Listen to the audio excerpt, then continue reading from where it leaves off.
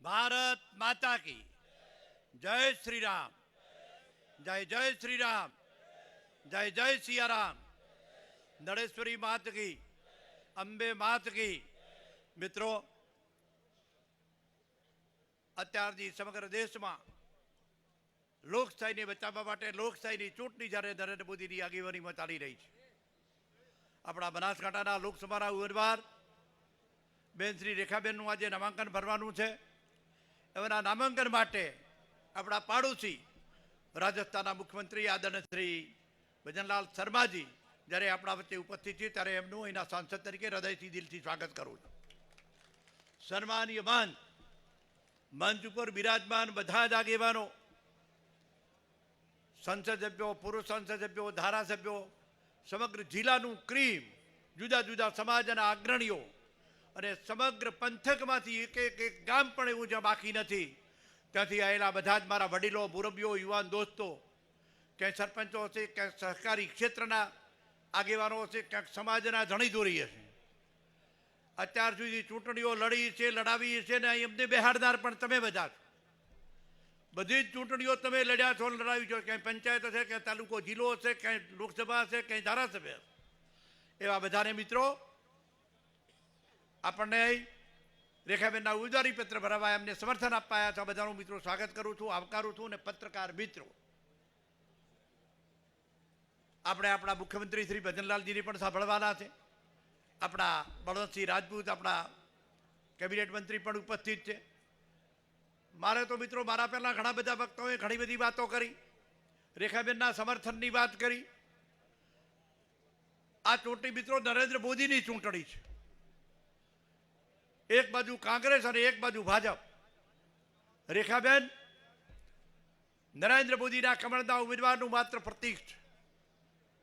મારો તો મિત્રો કેવું છે કે 22ની ચૂંટણીમાં 182માંથી કોંગ્રેસે માત્ર 17 બેઠક લીધી. એ 17માંથી 4 જણે ચાલુ ધારાસભ્યોએ રાજીનામું આપ્યા. કોંગ્રેસમાં ધારાસભ્ય તો હતા જ. બીજી ઘણી વાતો એટલે નથી કરતો કે તમને બધાને ખબર છે કે અમને ભણાવો એવા બેઠા છો. તમે અમને ભણાવો એવા છો. અમારા કરતા વધારે સમજુ છો એટલે મેં કીધું તમે અમને બેહાડનાર છો. અહીં અલ્પેશજી પણ આપણા વચ્ચે છે. તો મારે મિત્રો એટલું જ કહેવું છે, જ્યારે કોંગ્રેસ કંઈ છે નહીં, ચાલુ ધારાસભ્ય પણ રાજીનામા મૂકીને એમ કે મારે ભાજપમાં આવીને ધારાસભ્ય થવું છે. કોંગ્રેસ જ્યારે કંઈ છે જ નહીં ત્યારે નરેન્દ્ર મોદી દેશના પ્રધાનમંત્રી થવાના છે એવો તો બરહો છે ને તમને બધાને. જો નરેન્દ્ર મોદી દેશના વડાપ્રધાન થવાના છે, દેશમાં ભારતીય જનતા પાર્ટીનું શાસન રહેવાનું છે અને ચાલુ છે. ગુજરાતમાં ભૂપેન્દ્રભાઈ પટેલની ભારતીય જનતા પાર્ટીની સરકાર ચાલે છે. દેશમાં અને રાજ્યમાં બંને ભાજપ છે. જ્યારે ભાજપની સરકારો બે જગ્યાએ હોય, કોંગ્રેસ કંઈ છે નહીં, મારું ને તમારું ભલું કરવું હોય તો મિત્રો ભાજપ વગર ઉદ્ધાર નથી. બીજી વાતો નહીં કરું, પણ એટલું કહું કે મિત્રો અત્યારે તમે જે પાણી માંગો છો, પાણીની વાત કરો છો, તળ ઉડગિયાની વાત કરો છો. કોંગ્રેસનું શાસન હોત તો પાણી ભાળોત નહીં, પાણી આજે પણ ન હોત. હું કોંગ્રેસમાં ધારાસભ્ય હતો મિત્રો, 95 સુધી કોંગ્રેસમાં રહ્યો છું. પરબતભાઈની સમગ્ર ઉત્તર ગુજરાતના આગેવાનો કડાના હાઈ લેવલનું પાણી બનાસમાં અને ધરોઈમાં નાખવાની વાત કરતા હતા. ત્યારે કોંગ્રેસના આગેવાનો એમને બોલાવીને કીધું કે માગણી તમારી બંધ કરો, પાણી આપી શકાય એમ. પાણી માગવાનું જો કોંગ્રેસે બંધ કરાયું છે, જ્યાં મળદ બિરલો ઉત્તર ગુજરાતના મુખ્યમંત્રી બન્યા. નર્મદા ડેમની ઊંચાઈ વધારવા માટે ઉપવાસ ઉપર બેઠા. નર્મદા આવી અને સુજલામ સુફલામ પણ એમના ભેજાની પેદાશ. અને એટલા માટે મિત્રો આ ચાલુ ચાલે.